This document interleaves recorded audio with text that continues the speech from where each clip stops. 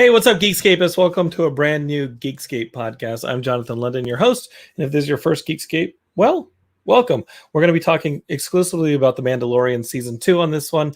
It is a special. If you want more of like a normal Geekscape where I like to sit down with a creative from like movies, comics, video games, and talk about storytelling, we've got a whole ton of them in the feed. We got about 15 years of them.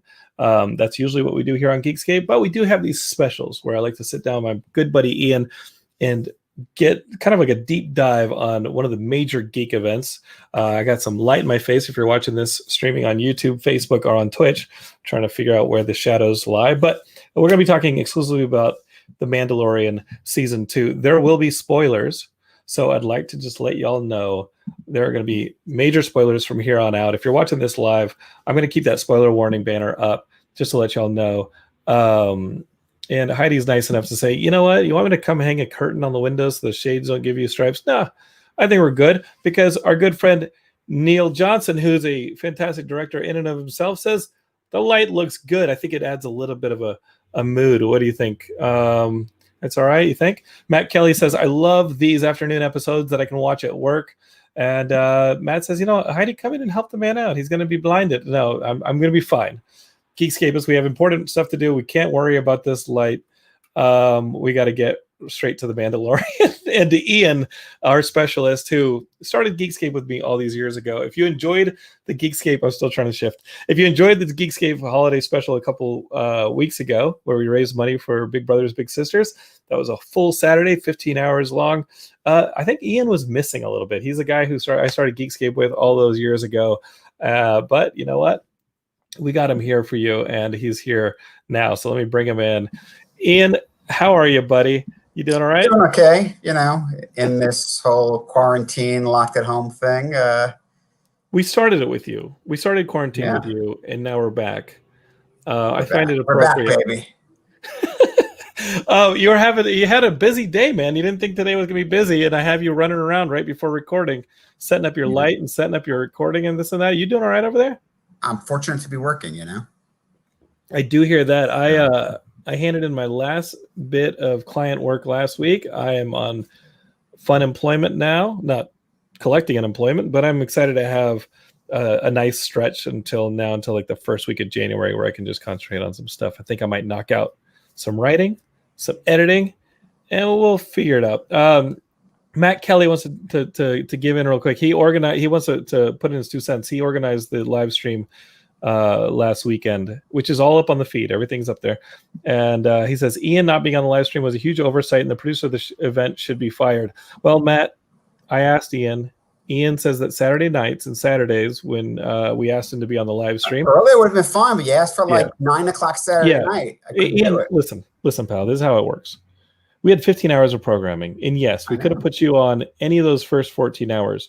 But that last hour is the Geekscape proper show, the main event. You really wanted me to put you on one of the lesser shows? No. Listen, there are no lesser shows here at Geekscape. I take that back.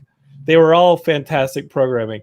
Maybe not Horror Movie Night. They're all fantastic programming. But, Ian, I wanted you on the main show, buddy. I wanted you to talk the MCU. I wanted you to talk about these new Star Wars Disney Plus announcements. I wanted you to talk about that stuff. But I guess we're going to have to settle on some of that talk later on in the episode today, because we are definitely going to talk about Mandalorian Season 2, and we're going to talk about these spin-off shows, if you can call them spin-off shows, that we got coming out of the Disney stockholders announcement, investors announcement. I think you can call them that. Yeah. All right.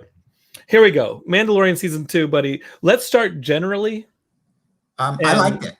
Yeah, let's start generally, and then let's go into like specific episodes, specific beats, and then let's finish up talking about the expanded universe shows that we want to talk about. Okay, so obviously you liked it. That this whole season was pretty awesome, and it was a lot less gun for hire than season one.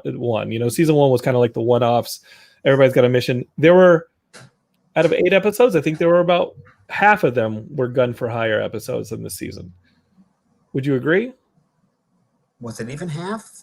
I mean, killing a crate dragon. Second/third. Yeah, the first kind. Yeah, I guess it kind of. So the first couple. Yeah, I would say killing the crate dragon in the Marshal, delivering the passenger in the second episode. Right. The Eris, she had to do a job for Bo-Katan. He had to do a job for Bo-Katan. The Siege. But the heiress is doing a job, but it's also forwarding the rest, and we're getting Bo-Katan. Okay, I'm going to take that one off. And so we definitely, the Siege definitely was a gun for hire, but then we start getting into the cloning plot, which was pretty important. Here's the thing. His expertise is doing the missions, so it plays in, but what the show's done so well is it's, it started off with just a mission, and now it's all structured, right? That's his quid pro quo. What can he do for someone? Well, he can do a mission, but it's still advancing the plot. It's not like they're just one-offs, you know? So, yeah, I mean, he's a bounty hunter. This is what he does, right? He's going to do missions, but, I don't know. To me, looking at the Heiress, like even the Jedi, you can argue, he gets hired to do a job, but would you call that just, a gun for hire episode? No. Yeah, this one definitely had more story cohesiveness than the first season. But the first season was very much, are you drinking during the episode? What are you doing? The first season is definitely him and the child developing this relationship. But now you have him and this child maturing the relationship into something that is a little more father-son and definitely kind of grows into. So, I mean, the child isn't even in episode 7 of this season. He's not even in the Believer. Right. Where they follow Mayfield into that planet to blow up or to get the Imperial plan so they can get to Moff Gideon's light destroyer, whatever you want to call it. So overall, Ian, what were the parts that you thought were the highlight, and what were the parts that you thought were like the softies, like the parts where you're like, I mean, look, for me, the second episode's probably the least, but by no means does that mean I didn't love it. I think you were a little less enthusiastic about that one. No, the second episode was arguably my favorite. But really?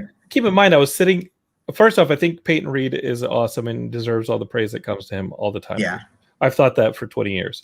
Yeah, he's great. Also, sitting next to Heidi when those spiders bust out was probably the best moment of the season. And I know there are a lot of cool moments, but sitting next to Heidi as those spiders start crawling and then you see like thousands of them. Come on, that was amazing. I'm glad you referenced Heidi because what I have happening this season that season 1 I watched on my own and a bit with my stepson, after the fact. My wife didn't watch till way later. So season 2, I've watched every episode. I'd watch it because I have to watch it right away, of course. Spoilers and all that. Stop to email me at 1 a.m. to ask if I'd watched it. Wait a second.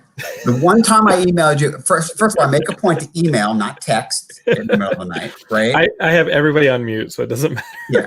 So, but I mean, look, on episode 8 or chapter 16, I had to get out there right away. You have to watch this right away and avoid the spoilers. Yeah. Because there was just no way. And so as I was saying, my wife is now really into it, wants to watch it, and actually gave me a bit of grief before episode 7 or chapter 15. Oh, you just have to watch it at midnight and you can't wait for us to watch it as a family the next night. I'm like, no, I cannot.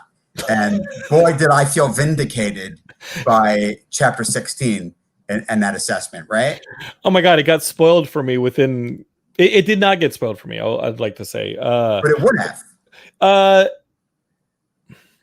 Listen, I definitely got your email waking up before episode 16, and I definitely got your email. I went out for a run. I came back, and as I'm leaving Griffith Park at like 7 a.m., I call Heidi and I say, "Hey, wake up! I'm picking you up coffee. We're watching this episode first thing so that I can use the internet the rest of the day." Right. And we watched it immediately. So it wasn't spoiled for me, but it wasn't about an hour later until somebody had responded to a tweet on Twitter, which, hey, just so you know, in like the 10th plus year of Twitter, 15th plus year of Twitter, like if you respond to somebody on Twitter, your followers see your response, but also see the tweet you're responding to. So if that has a spoiler in it, they're going to see it. Don't do that stuff. Don't do it. Yeah. Just a little fact, just a little tip, since Twitter's only been around 15 years. But I have to say that, we've had this conversation numerous times about, movies coming out, going to the theater and people discussing the spoilers, but something about it being episodic, maybe there's an assumption everyone could just easily access it whenever. No one gave a fuck. It was just like boom, boom, boom, Yes, the Boba Fett had been ruined for a friend of mine. And again, like I did a pretty good job of getting straight to the episodes, at least at a lunch break at the earliest, to make sure it wasn't spoiled for me. But I have so many stories of friends who have had, from the Boba Fett reveal to this Luke Skywalker reveal to all across the season, just getting ruined for. I mean, people need to chill on the enthusiasm.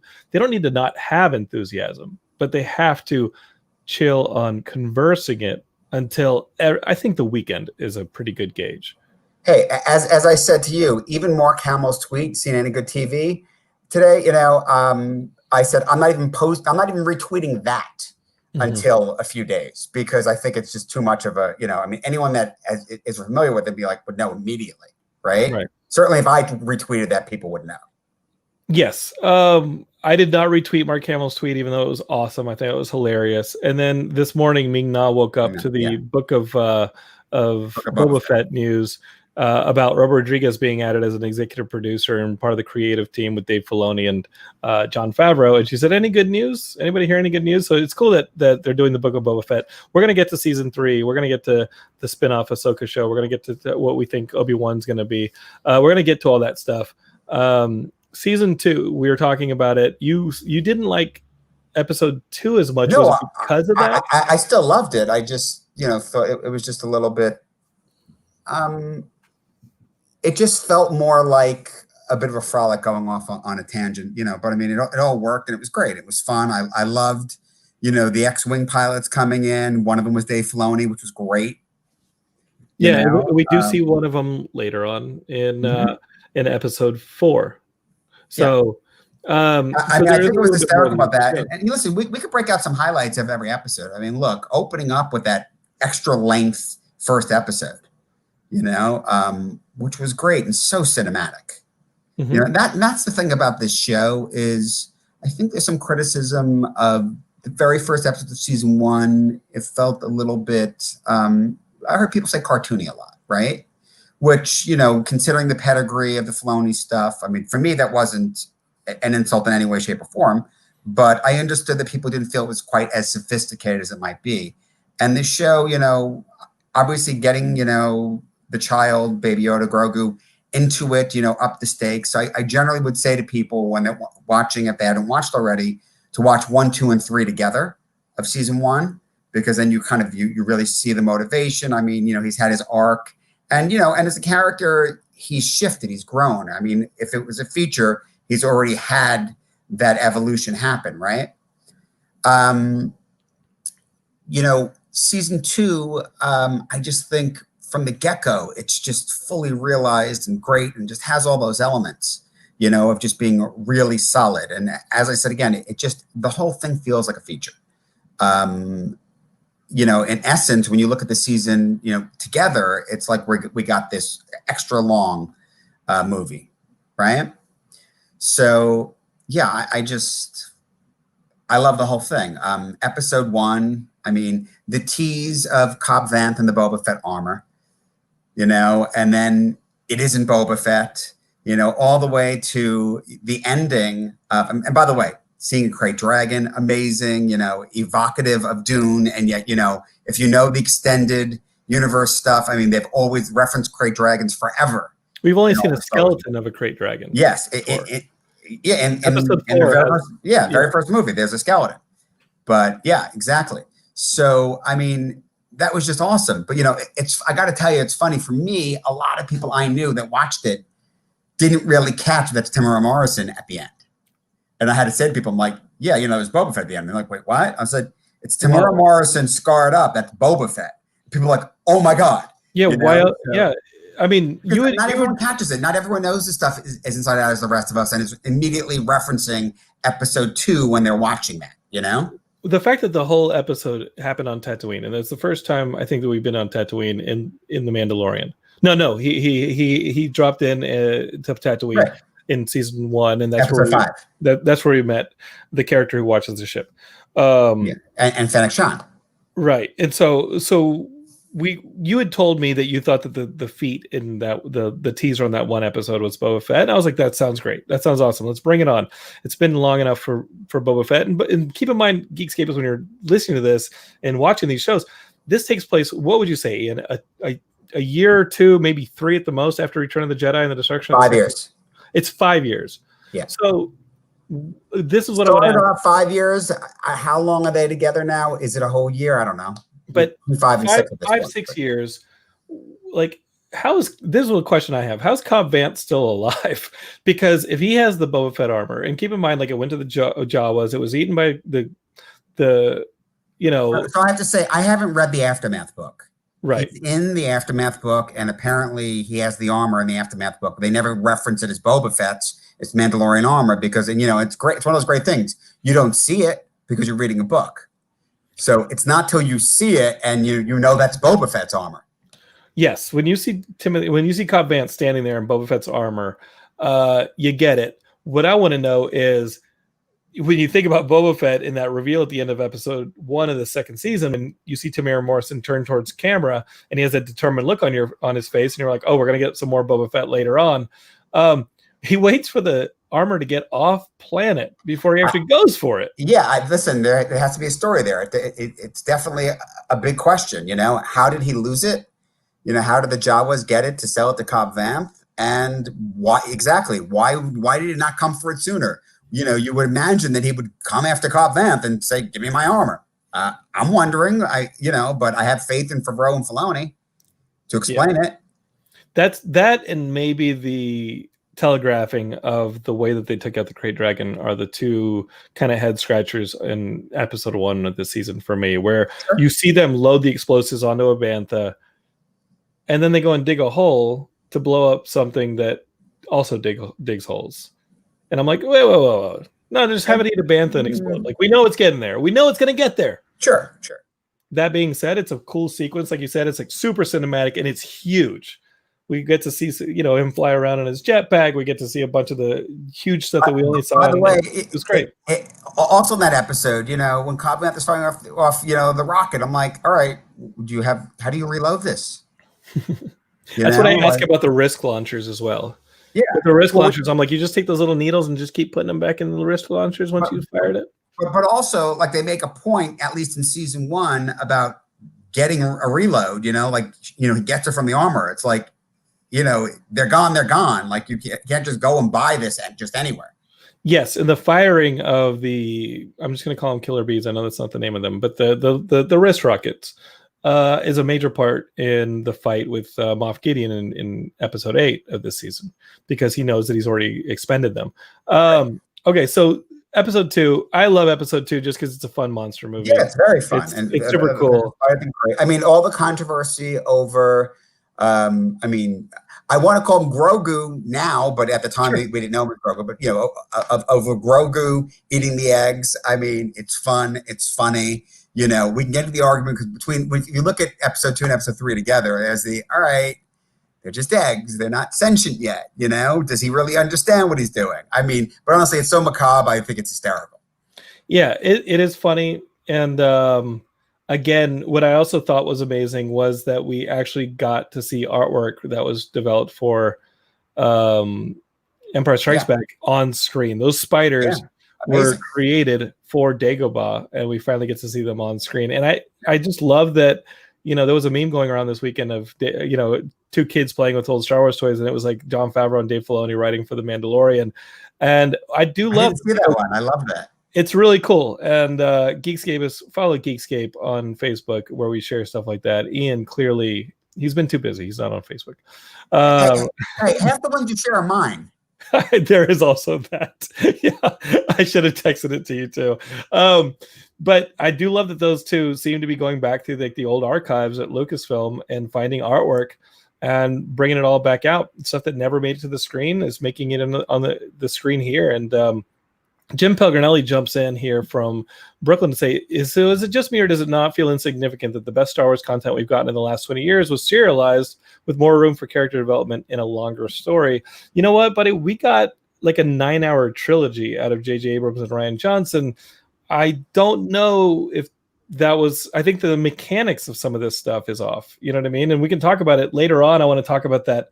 I don't know if you read the article from Forbes I sent you about nostalgia swallowing the Star Wars franchise whole. And, you know, I definitely want to talk about it because that's how the season ends with the appearance of Luke Skywalker. And for the freshness that season 1 felt like and a lot of season 2 felt like, because it avoided the Skywalker saga, to have it end with the Skywalker appearance, even though it is a brief one, to me is like, oh, no, I don't want it to fall into the gravity well that is the Skywalker, you know, saga. You know, and Jonathan, I have a common friend that was his first reaction. And I appreciate that point, but I don't think it does that. I think, you know, my wife's reaction was, well, of course it was Luke Skywalker. And to which I said, and I know I said this to you, Jonathan, I was like, yeah.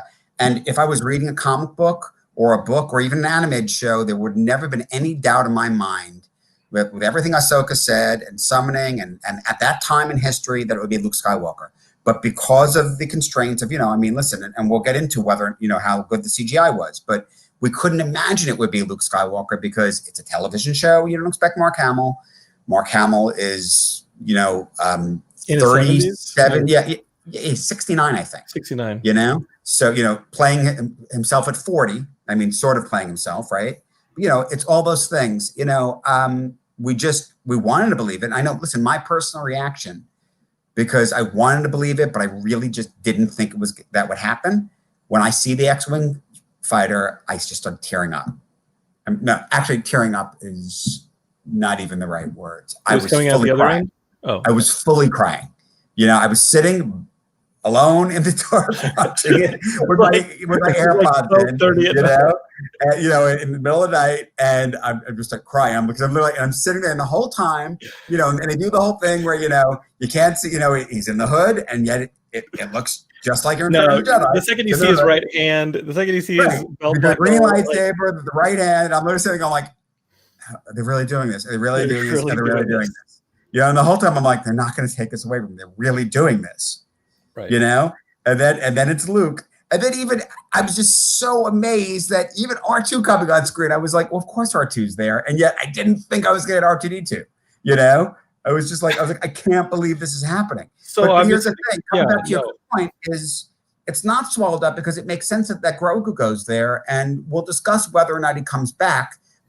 And that's it. It's tangential, but it's important because we did look.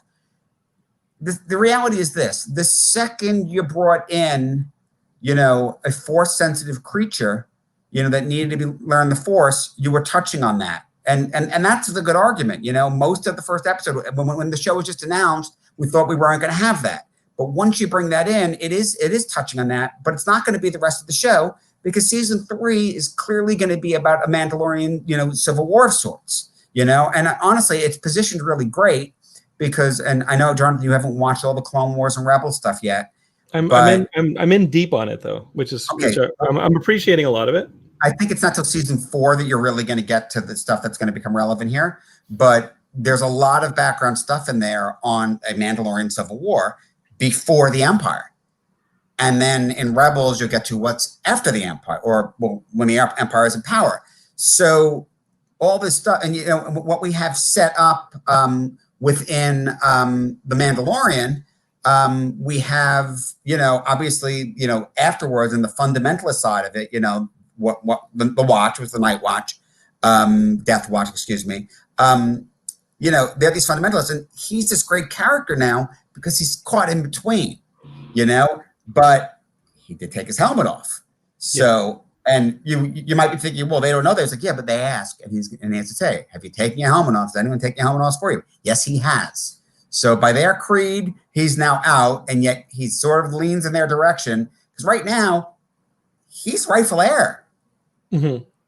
You know? Unless you disagree with him taking his helmet off. Well, but here's the trick, is even though he still has it. So they begrudgingly need to follow him. They just might not be that happy about it, but that's the trick. Well, I know that there was all the rumors about Pedro Pascal and whether or not he's on set and whether or not he was happy with it. Obviously, he said today that he's coming. I had read a story that he's coming back for season 3. Obviously, it's a great. He's definitely doing season 3. Whether or not he's happy about it, look, it's actors. I mean, actors have the things they want to complain about. He doesn't want to be in the helmet. Whatever, it's actors. I suspect, and I'm not really clear. Listen, we know that season 1, the first, I think it was 4 episodes, he wasn't even cast yet, and they did the voiceover afterwards. I'm not clear exactly how much it's him in the armor when you don't see his face and just voiceover. But if to whatever extent that wasn't the case before, I'm sure it will be going forward, that it's not actually him in it and he does the voiceover.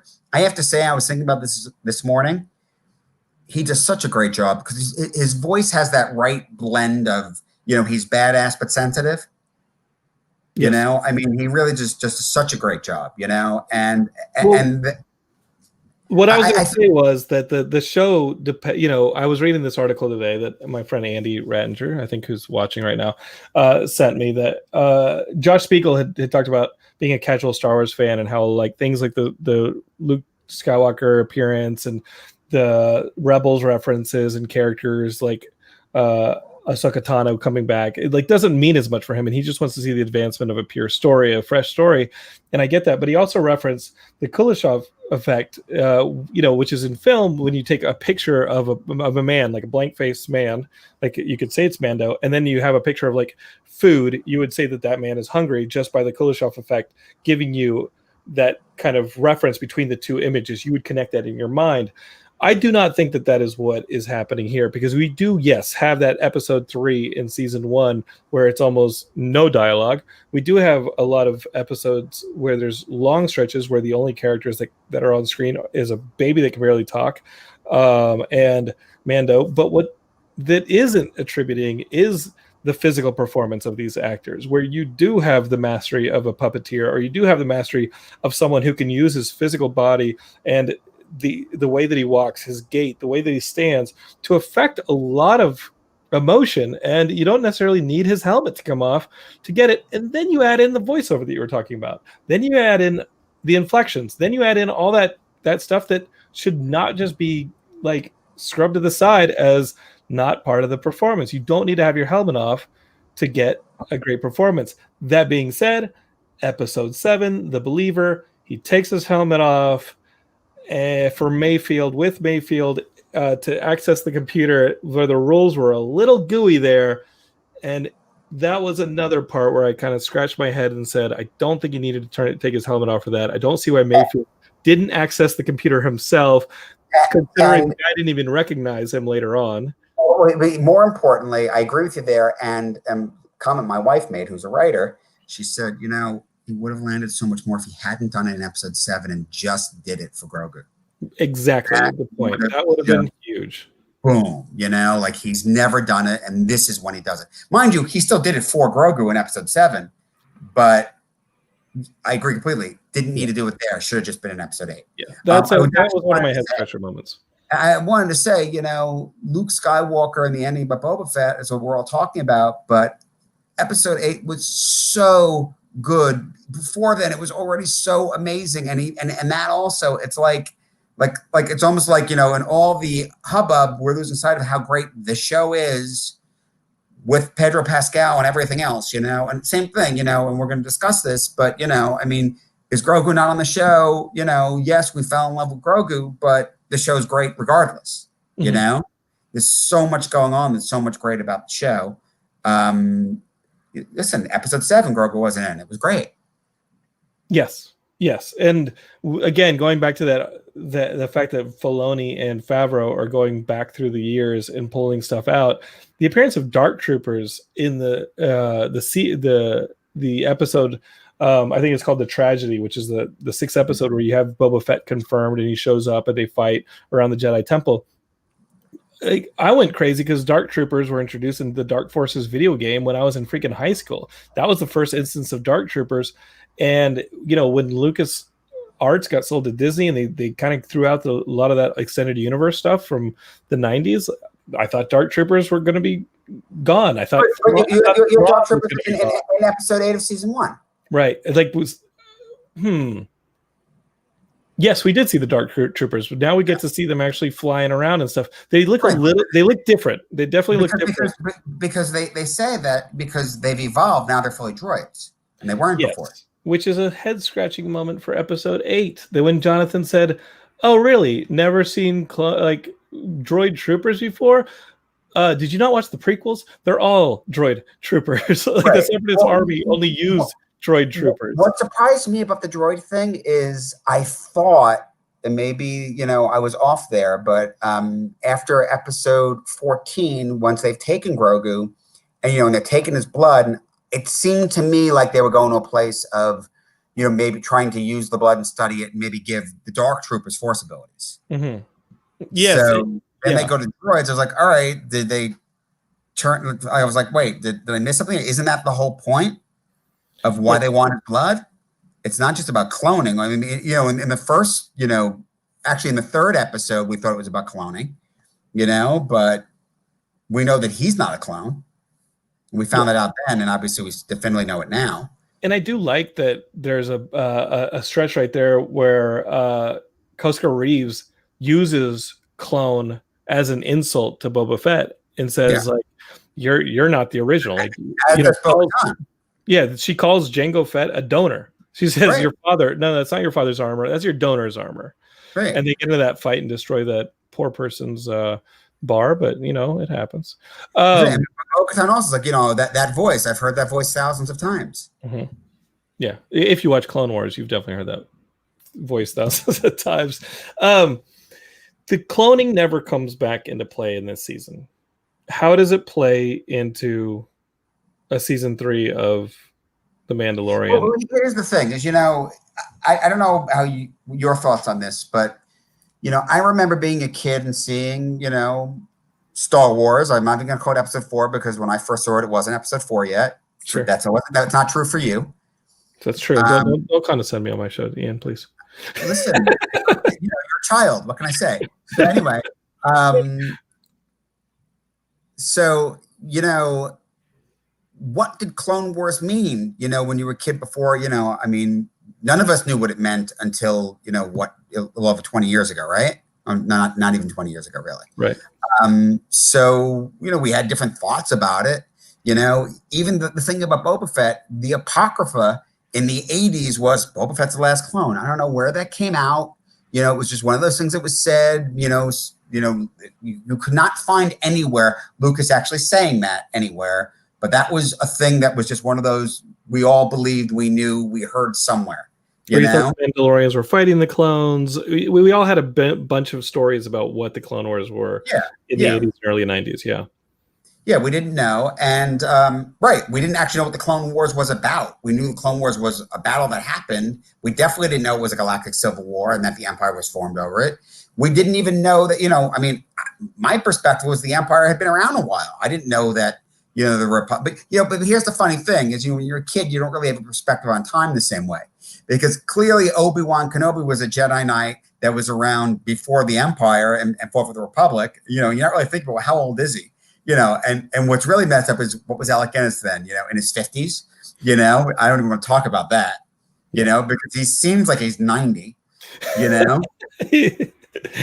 Yeah. Like by today's standards, you look at him, you'd be like, yeah, what's he like? 85? Yeah, when you're a kid, you're like, man, that guy is so old. Yeah, and then you watch Bridge on the River Kwai, and you're like, that guy's still old. Yeah. Because I'm saying, when you get to the point, you realize that the Empire wasn't even around 25 years. Yes. Yes. When you take the Emperor is killed, the Empire's around 24 years. It was 19 years before the Battle of Yavin. Was Empire Day, the day that Luke and Leia and Ezra Bridger were all born. Mm-hmm. So the Empire wasn't around that long, and yet, listen, and you've heard me say this many times. For as much as there's things flawed about the prequels, the political stuff is brilliant. It's very smart the way it's set up. Not just how the Empire itself was formed, but what becomes very clear, is the thought about that the part of the Clone Wars, the war between the Republic and the Separatists, is so strongly designed to corrupt and undermine the Jedi and kill them off. Mm-hmm. So because, and again, you're watching the Clone Wars now, but you see like they're in all these battles and they're not necessarily in the right. And so they're getting, morally ambiguous and, they have to think about that stuff. And so all these things clouds, their vision, the Force and all that stuff. So it's a very smart thing. I really strongly feel that the Clone Wars show strongly elevates the prequels, actually. But then you start seeing that would you consider The Mandalorian in probably heavily season 3 and the Ahsoka Tano show, obviously, that got announced? Are those just continuations of the Clone Wars, or are those feel like they're the same thing? Or is that even a fair assessment to think that these are such a linear concept and not a branching concept? So here's the thing. They're canon, the animated shows. It's all consistent. But I think what they've done a really good job of, look, for me, seeing the Darksaber at the end of Chapter 8 was huge because I recognize the Darksaber because I've watched those shows. For people that didn't watch it, exactly, the comment before, doesn't mean the same. Ahsoka doesn't mean the same. Bo-Katan doesn't mean the same. Darksaber doesn't mean the same. If you haven't watched it, doesn't mean you don't enjoy it. It doesn't mean you're not going to become invested in what's happening. And I think what they've done a really good job of is, well, because Din Djarin, the Mandalorian, is becoming invested, he doesn't give a shit before, right? Yeah. That's the best episode is episode 3 when he decides that he handed the child over and he needs to go back and get him. In season 1, he's like, well, holy shit, what did I do? But I'm talking about this what happens with the other Mandalorians now. He doesn't care. He doesn't care about Bo-Katan's war. Now, this setup is he's stuck in it. Now he has to care. And what's going to happen is the armorer and those fundamentalists is all going to be pulling on him. Okay? So it's really brilliant. And if you think about it, I was shocked that they resolved, the deal with Grogu now. And it's interesting, though. Think about it. Season 1 ended. He has a mission. I figured this is going to propel the show for years and years. No, it was 1 season. And that actually does make sense because now he's stuck in something else and he doesn't have time to deal with finding the Jedi for Grogu because now he's caught up in this Mandalorian shit. He's caught up in Bo-Katan's war, in reestablishing Mandalore. And I think that's actually really cool. And it doesn't matter if you didn't watch Clone Wars and Rebels. By the way, when you get there, it's like, it's not the whole show. It's like, there's just a bunch of episodes. Right. And you also have the search for Ezra in the Ahsoka show. Yeah. All right. So now we're getting into heavy spoiler stuff with Rebels. But yes, the way Rebels ends, that sets up something that the Thrawn reference is referencing. But again, it doesn't matter. Listen, maybe you know Thrawn only because, maybe you read those books, the Thrawn trilogy and duology, which are no longer canon. So for people watching that don't know, so there were books back in the 90s. That saved Star Wars. Lucasfilm did a license. They did Dark Horse Comics, and they did some books as well. Okay, and at the time they said those were all canon. Yep. And then cut all the way to Disney, taking and said those aren't canon anymore. But you had people like Filoni that said, some of this stuff that's been done before is just so good, and it's also known by fans. So they picked and choose certain things, certain aspects of it they used. So Thrawn was this amazing character. They decided to reintroduce him in Rebels. And they've actually, since the comics that Marvel does, they've done a Thrawn miniseries as well. So that's also canon, an origin story. So the bottom line is, all you need to know watching initially Mandalorian and what the Ahsoka show will be is Grand Admiral Thrawn was a major Empire commander who has his own fleet. Okay? And if you watch Rebels, you'll see, but he disappeared, and it's tied to the fate of a main character in Rebels. Okay? So you don't need to know anything else. You don't even need to know that much because they'll give you a little exposition when the Ahsoka show starts and you'll get it. I think they do a great job if you can just watch the show and you're fine. I love that. I loved those 3 books so much, and they were very important to getting me back into Star Wars in the early 90s. But when Ahsoka said Thrawn, the Thrawn moment was actually bigger for me than the Luke moment was. As cool as the Luke moment was, the Thrawn moment was the one where I got super excited and felt like I was in that expanded universe that I had been promised all those years ago. Again, like the gravity well of the Skywalker saga is something that I like, but I've texted you a million times that the droids are plot holes, like upon plot holes, because they were witnesses to everything from Anakin on up. And if Luke in Empire Strikes Back is established to be able to just communicate verbally with R2, R2 has so much information that he's not giving Luke. What a jerk. Right. You know? I mean, they make a point of that C-3PO had his memory wiped, but R2-D2 knows everything. Right. So what, like when Luke says, you know, when Vader reveals that he's his father at the end of Empire, I'm like, what were R2 and Luke talking about in those long X-Wing missions all that time? Because like I've always thought that putting the droids in the prequels was a mistake. Just because of that, because you're going to start giving stuff out. I have a question for you. Yes, R2 knows that he used to work with and was the property of Anakin for a while. Oh, he doesn't know that Anakin's Darth Vader. As far as he knows, Anakin died in Mustafar.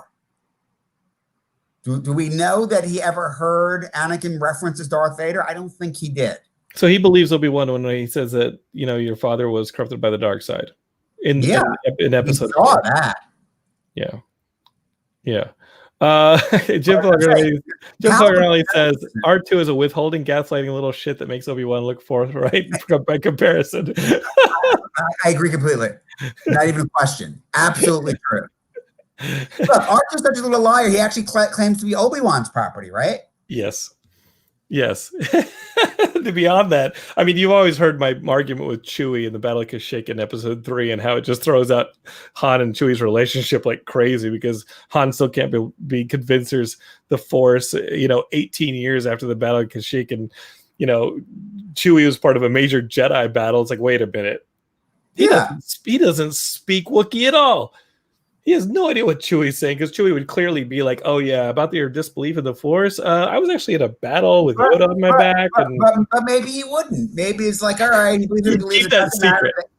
They all got wiped out, and maybe he just doesn't talk about that shit. You think Han has a "let's not talk about politics" rule on the Millennium Falcon? We don't talk politics. I think Chewie just might not talk about that shit.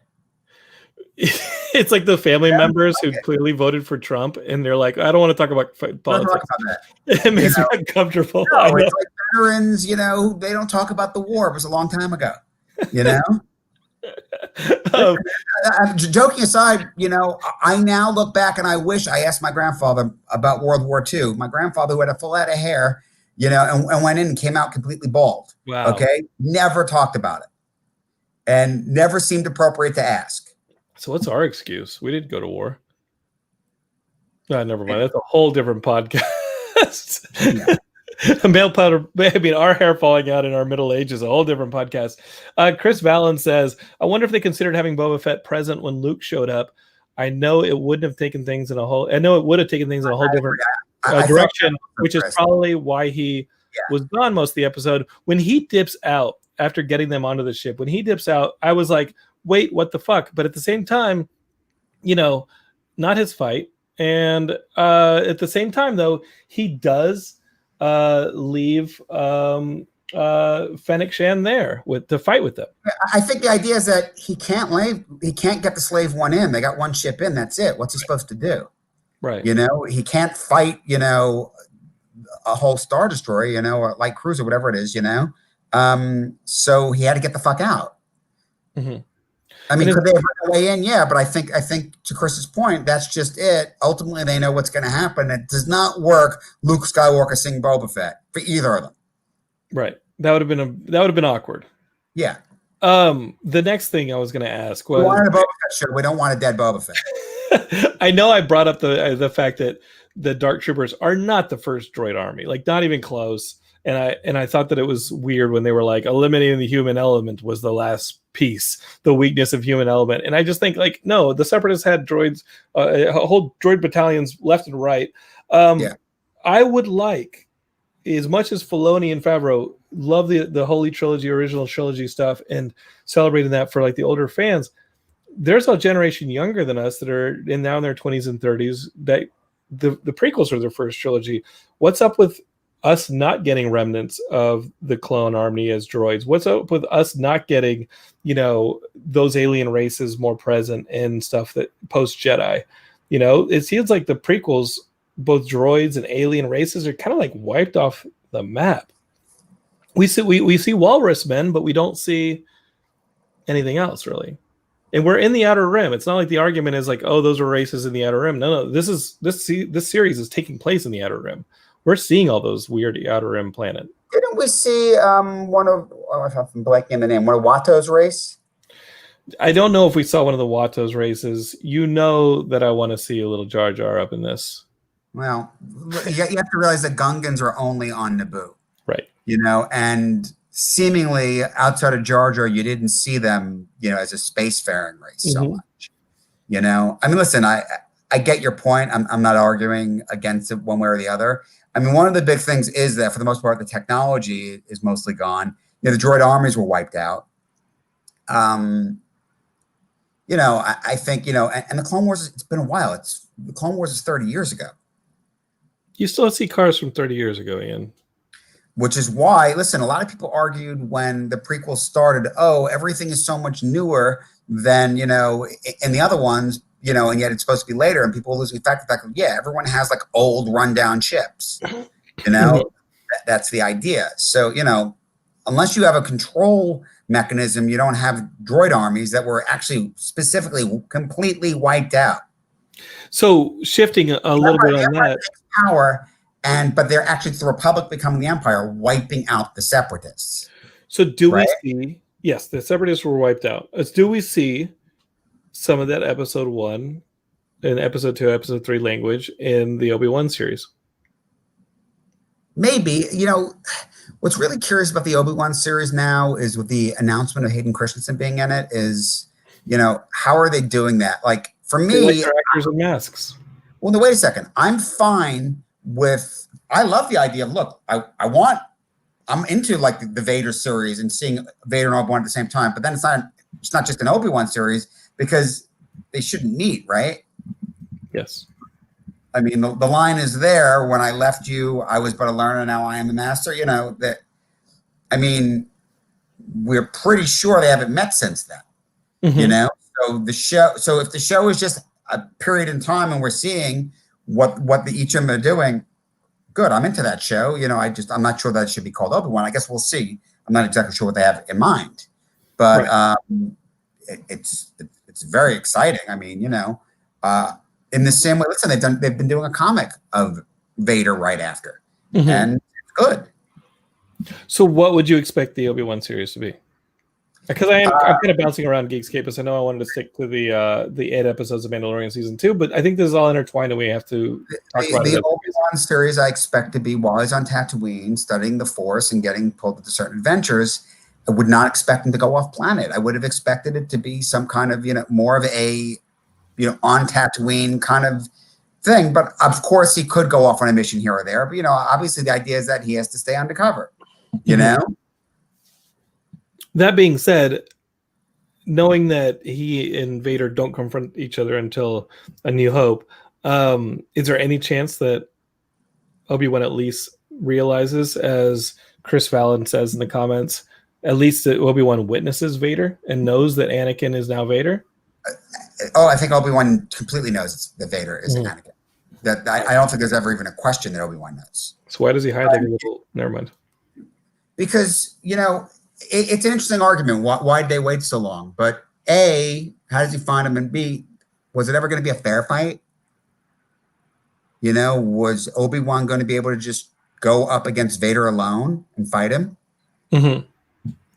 I mean, you could argue, why do Obi-Wan and Yoda not just get together and go and because they have millions of stormtroopers and star destroyers and everything else. When and where were they going to fight him?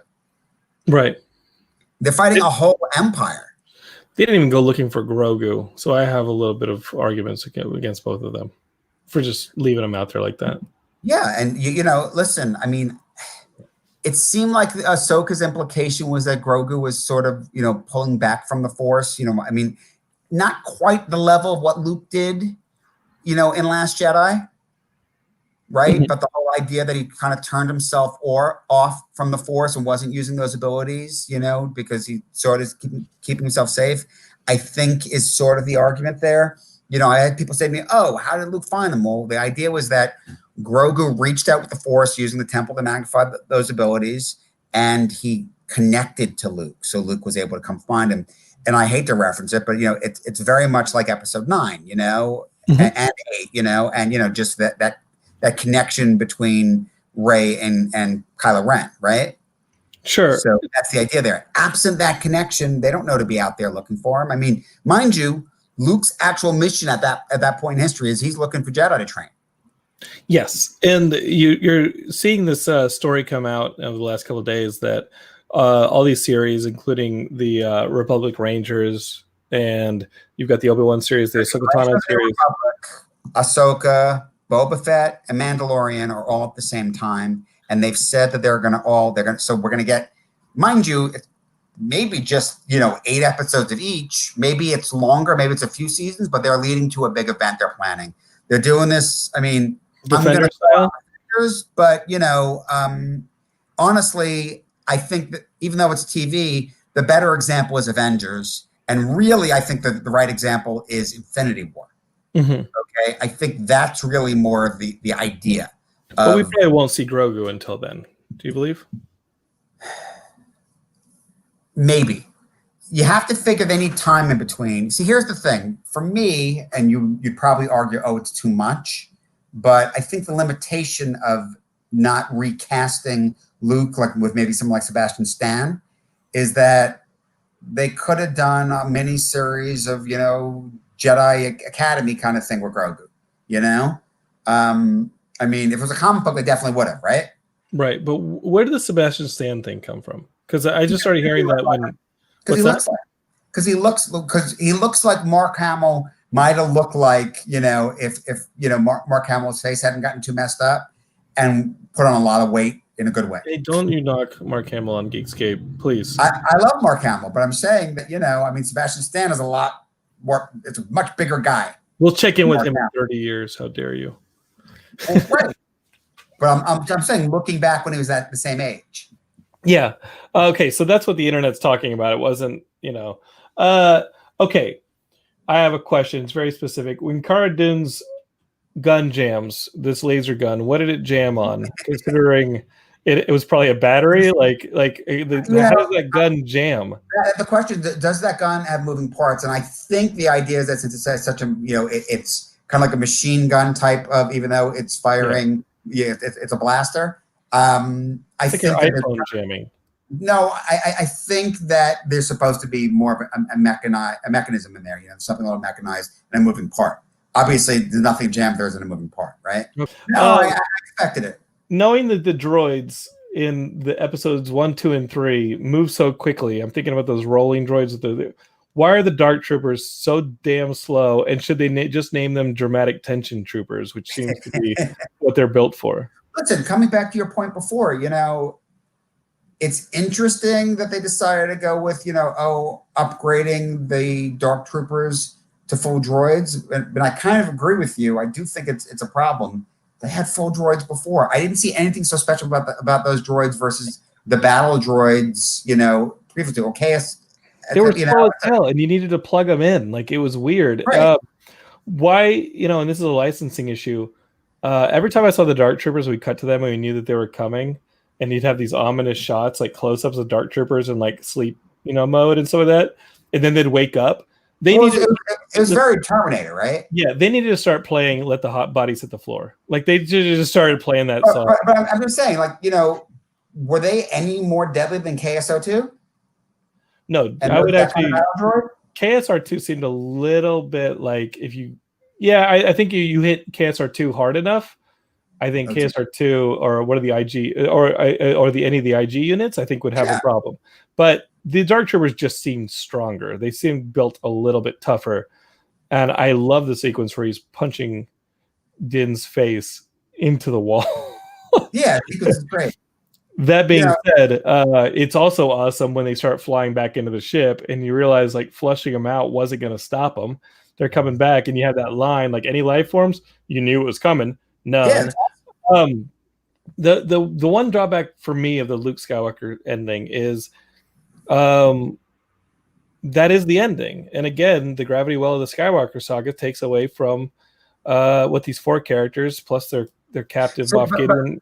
it doesn't, because his mission was to find Jedi. At that time, he's Din's literally mission. You're looking saying for Din's mission.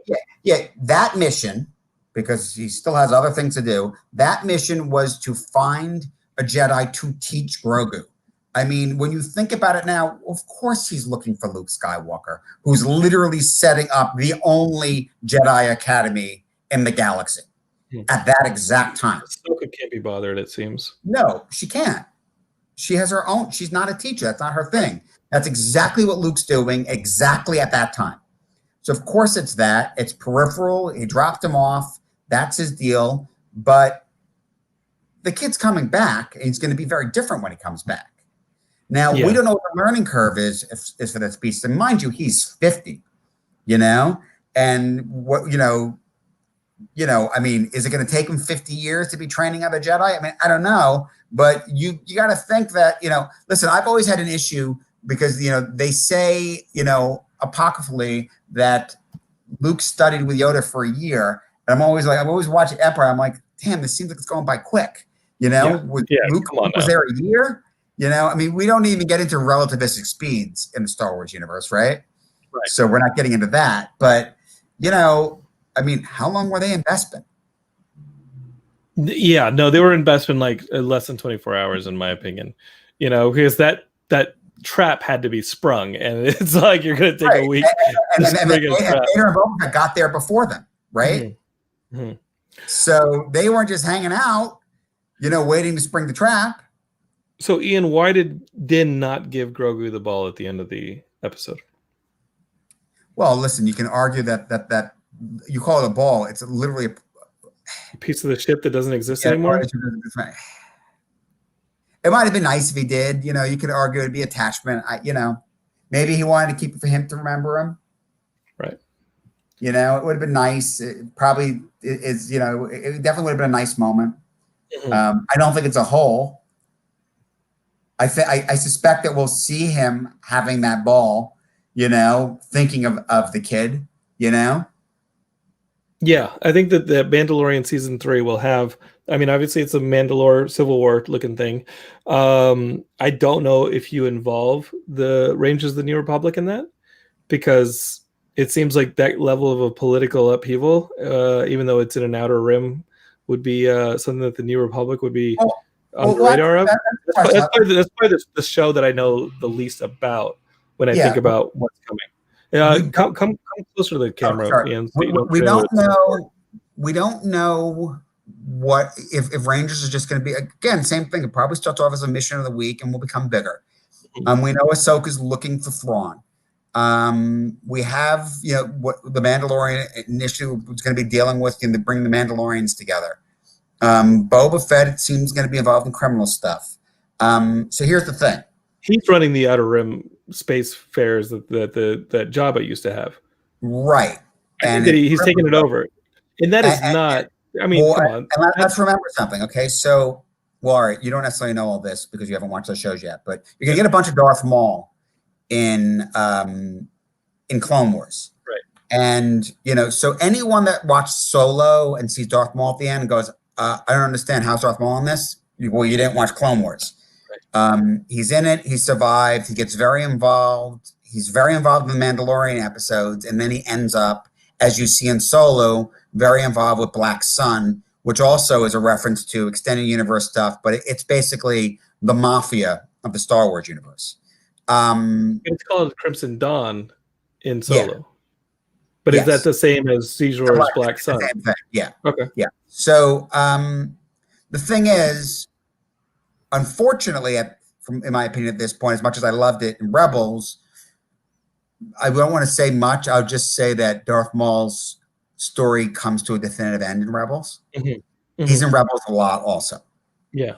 I mean, here I am trying not to spoil something that came out years ago. No, you don't have to protect me. And I've been watching Clone Wars, and there's a lot of stuff as I'm catching up with it that I'm enjoying, regardless of the fact that I know the ending. Okay, well, Darth Maul, you get the Darth Maul Obi-Wan fight. Yeah, cool. That you wanted, the refight. Cool. And I'm going to use a comic book reference. Do you remember when Guy Gardner and Batman finally fight? Yes. It's like that. Like, bitch, please. One punch. It's like Yeah. that. I want to see where this Obi-Wan series comes from. You know, if it's just confined to Tatooine, I'm worried about it. So we're talking about Boba Fett. So that's the thing. So the criminal stuff is going to go on there. You know, it won't be Maul. I'm wondering if, you know, we can see some Maul stuff in the Obi-Wan series potentially. I think the Lando series maybe picks up the Solo stuff, which would be not awesome. Talked about the Lando series, but it seems like it's separate from the Mandalorian going-ons that are happening. Well, Obi-Wan and Lando. So here's the thing: you have Filoni and Favreau doing all four of, obviously, Mandalorian, Boba Fett, Ahsoka, and Rangers. Mm-hmm. And so it's their plan doing all four of those to bring it together what they're calling an event series. That was the announcement. We don't know if that's after one season of all these other shows or a couple of seasons, but there's going to be something that brings them all together. Is it a new galactic war? Is it Thrawn's fleet? You know, what is it? You know, I mean, to go to the books, you could have a whole Yuuzhan Vong kind of thing, you know? I mean, there's all kinds of things it can be, right? That brings them all together. I love having you on the show. You get so excited. I love having you on the show, man. I mean, and then you have the Obi-Wan. Then you have the Obi-Wan and the Lando prequel-ish series. Right. So you have, and mind you, they've said 10 are coming, right? They've said 10 shows are coming, but, shit. But look, we've already identified 7. Right. Because there's the unnamed 5th event series. You're not including Bad Batch. All right, so actually that's 8. Mm-hmm. So you have Bad Batch, which is a sequel to Clone Wars. Mm-hmm. Okay, you have Obi-Wan, you have Lando, you have, I mean, well, in 10 maybe. You're including the event. You're also including the event series. The event show, but does the Mandalorian count in the 10, or is it 10 extra past Mandalorian? I don't know. I don't even know anymore. We were talking on the Geekscape, if you want to listen to it, we were talking about all the Marvel shows that were being announced on Disney Plus, and it's like, how many of them are going to be announced but not actually happen, including some of the movies, you know, because some of that stuff folds into each other and you have that stuff happen. Marvel-wise, I've heard in terms of development, there's like 30 or 40. Doesn't mean they don't happen. It just means that's what they're talking about. The other thing that I really love about what Marvel's doing is we call them shows. They are shows, but they're not necessarily ongoing shows. Right. We get the same thing with stuff. Oh, we're forgetting Cassian Andor. But and that's a perfect example. Cassian Andor is a miniseries. It's once. It's not. And I feel like Obi-Wan would be as well. I think so too. Yeah, because of the marquee level of the talent. Not to take away from Pedro Pascal or any of that, but like it's a huge get to get Ewan McGregor. Not shows that are going to run 7 seasons, certainly not 10, 15 seasons, you know. I mean, The Mandalorian very, very well may be done. A 3rd season is The Mandalorian Civil War stuff. Then you get the event series, and that's it. Mm-hmm. You know? Although I do have to say that Giancarlo Esposito referenced a season 3. Esposito is how you pronounce his name. He was very clear in his interviews about that. So, you know, anyway, he did reference it season 3 and season 4. So Ian, what were the broad stroke highlights of this season for you besides the Luke showing up? Ahsoka Tano for me was massive. Bo-Katan initially, but I knew Bo-Katan led to Ahsoka. Boba Fett, of course. You know, I mean, blew me away. Mm-hmm. You know, and then, you know, I mean, obviously he's taking off his helmet. That's great. You know, move along with that. But from reports, it sounds like it's just going to be that sparring thing still. And then, I mean, obviously Luke Skywalker, just next level. Listen, I get it. And I agree. You don't want to be sucked into the black hole of that. But I don't think that's what it is. I think it's a one-off thing for now.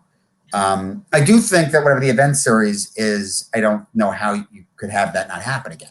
So, what was your response to the Forbes article that we got from Scott Mendelson? Okay, so Scott Mendelson wrote the Forbes article that Star Wars are being swallowed whole by nostalgia, and that these shows, including so many of these characters that were referenced from other places, from like the original trilogy to Clone Wars, to Rebels to video games with the Dark Troopers. Now you have this issue of, and he did reference Rian Johnson trying to break that pattern in Last Jedi.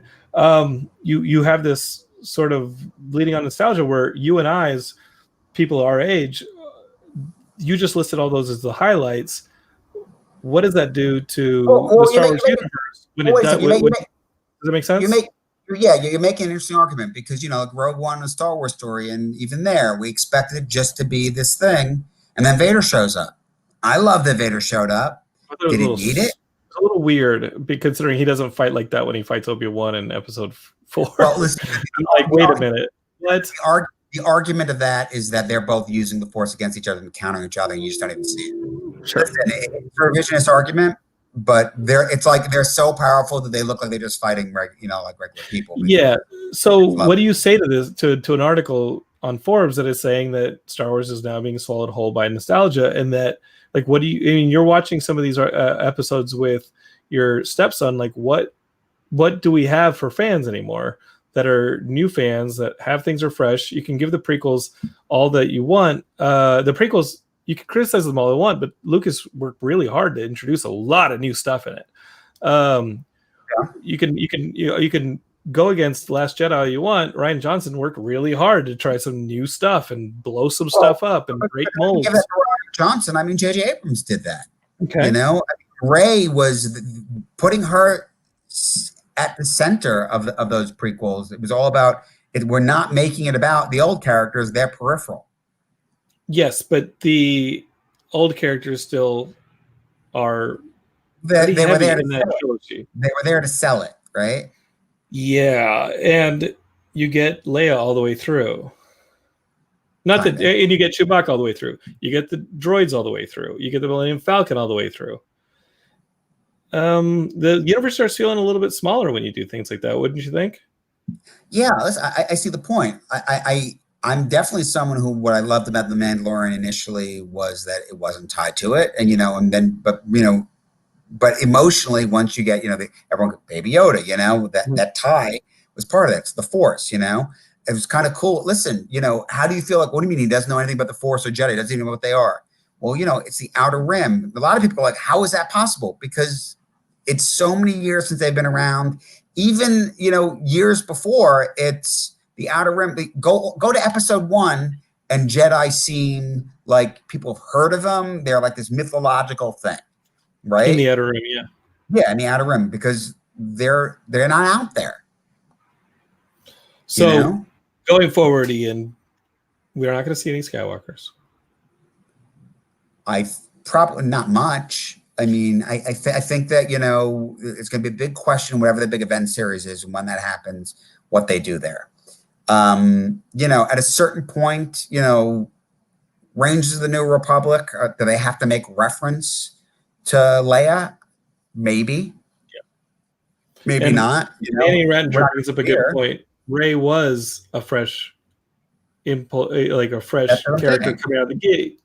But then she turned out to be Palpatine's granddaughter. Right. She could not escape the gravity well of the Skywalker saga. Right.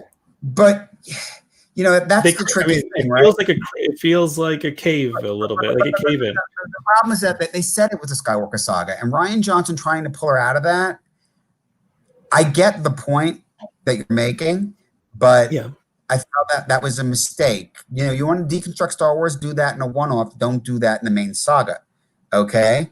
I understand the reason for it, but no, listen, it frees up a lot, but then she's not, okay, so then she adopts the name. I mean, it needed to be tied in there in that story. Right. I think it is cool and fun to do other stories. Some of the comics are doing that with, like some of the Banner stuff, like Dr. Aphra. Yeah, Darth Vader pops in here and there. But, there are some other really cool characters that were not in the movies that have been done in some of these other places. And it is. And we haven't mentioned the movies that are coming out that we have. I mean, look, here's the thing. With everything happening in the show, okay, great. Patty Jenkins is going to do an X-Wing Squadron movie. Sure. Whatever. Really? Listen, I'm going to sing and I'm going to go. But you get tickets. You're going to go day one. When does, of course I am, but when does it take place?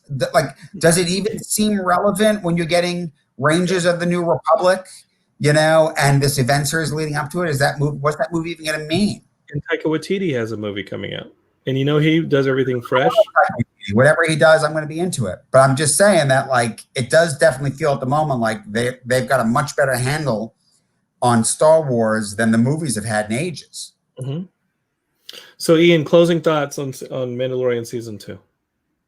Loved it. Amazing. Can't wait for what's next. I do want to say, I know there was a lot of confusion about, announcing Boba Fett, the Book of Boba Fett, coming in December at the same time that they've already previously said Mandalorian Season 3 is coming, and that, it's now made very clear they are two different shows. Very curious to see, are they really going to drop at the same time? I think that's a mistake.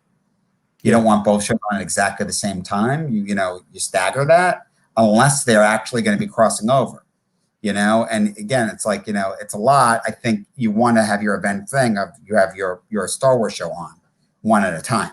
Mm-hmm. Well, Ian, we got to have you back in, I think, February, early March, when WandaVision wraps up. I'm going to see it next week. Ian, we're going to see it. We're going to see it. We're going to see it next week for Wonder Woman. I'll give everybody the weekend to watch Wonder Woman before Ian and I drop a little live episode talking about Wonder Woman. Heidi's going to be knocking into that one. She's going to want to voice her opinions on Wonder Woman. And then in January we start getting some WandaVision. So maybe in March we'll do that WandaVision episode. And you know what? Whenever you want to watch New Mutants, we can talk about it. Do we want to do one? Should I need to watch that? Do you want to do it? Have you not seen it yet, Ian? I haven't seen it yet. I'll watch it. Watch it and let me know what you think. If you want to do one, let me know. I'll make a point to watch it right away. Get close to the camera, please, my friend. You're in shadow. You look like a Sith Lord. I just want to go on record as saying I enjoyed New Mutants, but I saw it at a drive-in, and that really helps the enjoyment level. Normally I would have gone, of course, if we weren't in quarantine, I would have seen it, that night, no matter how bad it might be. You and I both, brother. We sat through The Spirit together. It's one of the best movie-going experiences I have, and it had very little to do with the movie. Oh boy. Well, Ian, let's hope that we're all in a theater this time next year. I think that this summer maybe we'll have a chance to see some of these movies, and I'm going to hold to my belief that theaters will be in such a dire state come the widespread of a vaccine and the hopefully the decline of COVID, that they're going to need to put movies like Wonder Woman and Tenet back in theaters just to get audiences back into them for at least the first calendar year. We're going to start seeing these blockbusters that were supposed to be released coming back into theaters. They're going to be releasing a lot. I don't think we're going to see Wonder Woman in theaters at that point. We'll see, but we'll see. I mean, I think that we're going to start seeing limited engagements for movies like Tenet and Wonder Woman that did not get their at-bats. And I think that be opportunities, certainly in markets like Los Angeles. And maybe a theatrical release for the movie you're anticipating very much, and we're totally doing this, Snyder Cut. We got to do the 4-hour Snyder Cut in. It's going to feel like Clockwork Orange, but we're going to do it. And Jim Paganelli in Brooklyn, his last thought is, if you guys watch New Mutants, I may finally bite the bullet and watch it. Well, I will make a point to watch it this week, Jim. And if Jonathan wants to do a podcast on it, I'll do it. I watched it in August. You're gonna have to lead me through it, but I think it'd be fun. Yeah, yeah, I liked it. Don't know if I liked it that much. Geekscape is go. If this is your first Geekscape, please tell your friends about us. Obviously, Ian is full of knowledge. What's that? Rang Jonathan to rewatch it so you can do a podcast. Yeah, Geekscape has harassed me to rewatch New Mutants so I can do a podcast. Yeah, follow us on all the social medias. Follow Ian on Twitter. He is on Facebook, and he is a member of the Geekscape Forever group on Twitter and our Geekscape page on I'm saying Facebook. All that stuff. So Geekscape, just search for Geekscape on the internet. You'll find us. And if you're listening to this on the podcast app, give us 5 stars. We would love that. There's a lot more Geekscape coming. As Ian said, I just got conscripted into doing Wonder Woman next week. So look forward to that one. That'll be fun. And New Mutants. Yeah, it's gonna be a season of giving here on Geekscape. So jump on in. All right. Thanks, Ian, so much, dude. Take care, buddy.